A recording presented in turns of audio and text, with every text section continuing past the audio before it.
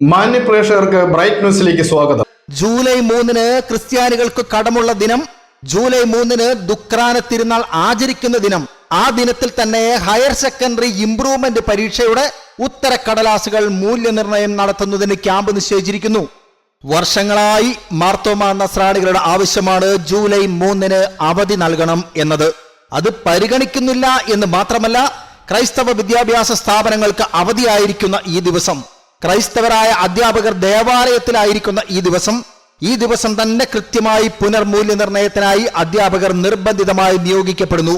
കുട്ടികളുടെ കാര്യമല്ലേ, വിദ്യാഭ്യാസ വകുപ്പിന്റെ കാര്യമല്ലേ, വിദ്യാഭ്യാസത്തിന്റെ കാര്യമല്ലേ, നടക്കേണ്ടതാണ്. നിഷ്കളങ്കം എന്ന് തോന്നാവുന്ന ഒരു ഉത്തരവ്.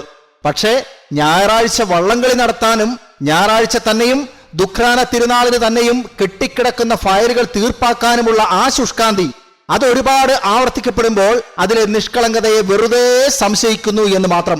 ക്രിസ്ത്യൻ അധ്യാപകരുടെ, ക്രിസ്ത്യൻ സന്യസ്തരുടെ, ക്രിസ്ത്യൻ വൈദികരുടെ മാത്രം കണക്കെടുക്കാനുള്ള ഉത്തരവുകൾ നേടിയെടുക്കാൻ പോകുന്ന സംഘടിത പ്രബലന്മാർ വാഴുന്ന ഇടമായതിനാൽ തീർച്ചയായും ഞങ്ങൾക്കും സംശയിക്കാം.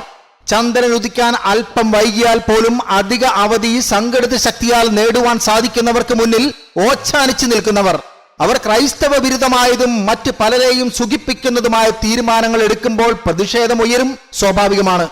എന്തുകൊണ്ട് ദുഃഖ്രാന തിരുനാളിന് അവധിയില്ല? എന്തുകൊണ്ട് കലണ്ടറിൽ ഇല്ലാത്ത പല അവധികളും സംഘടിത ശക്തികൾക്ക് മുന്നിൽ മാത്രം തുറക്കപ്പെടുന്നു? എന്തുകൊണ്ട് ജൂലൈ 3 ദുഃഖ്രാന തിരുനാളിന് തെരഞ്ഞു പിടിച്ച് ഉത്തരക്കടലാസ് പുനർനിർണയത്തിന് അധ്യാപകരെ നിയോഗിച്ചിരിക്കുന്നു? ഇതിൽ പ്രത്യേക താല്പര്യങ്ങളില്ലേ? ഉയരുന്ന ചോദ്യമാണ്.